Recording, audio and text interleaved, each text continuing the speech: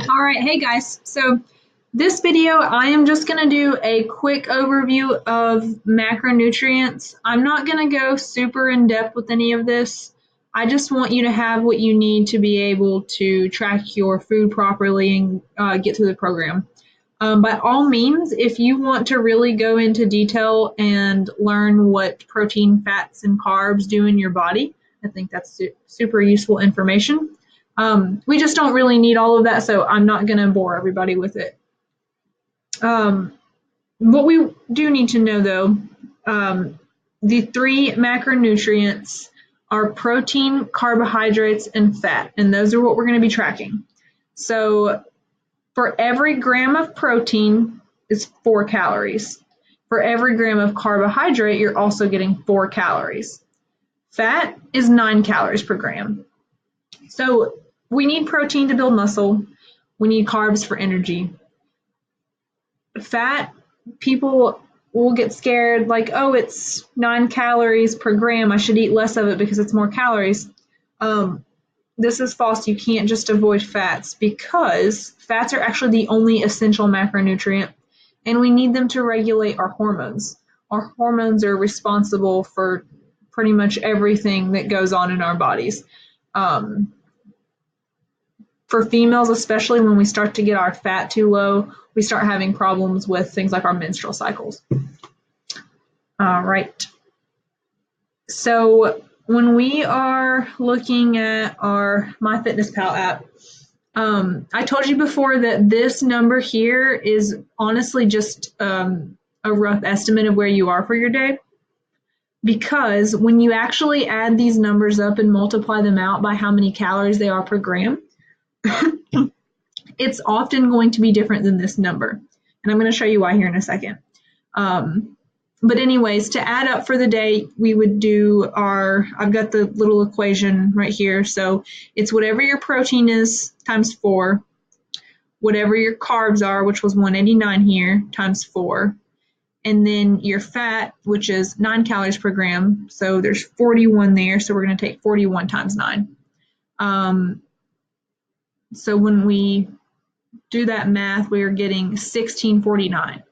That's pretty close to this number, 1646. So that day, we didn't eat anything that really messed it up.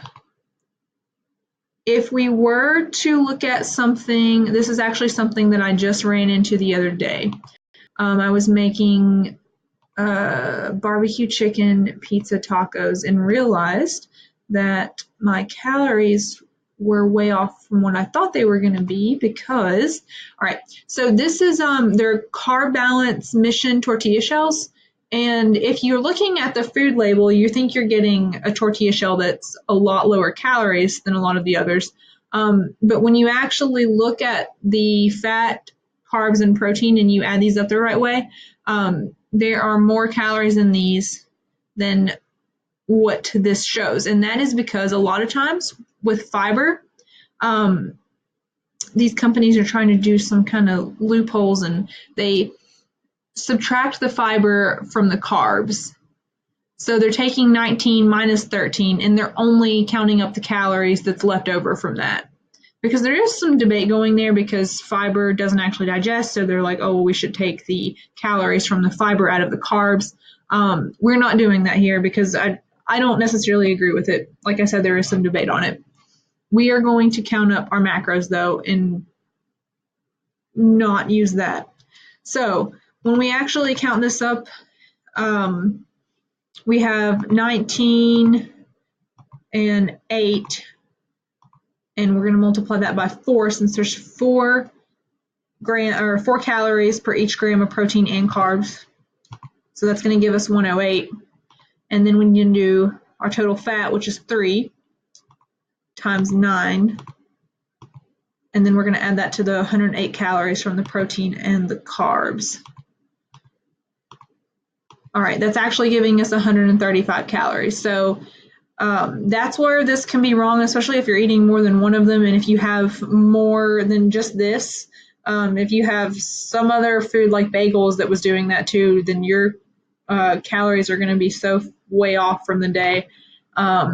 and this number is not going to match what your calories actually are. So you don't have to do that with everything, but at the end of the day, especially look at this and actually get your number so you can find out where you're at, because you might not have as many carbs left over as you may have thought you did.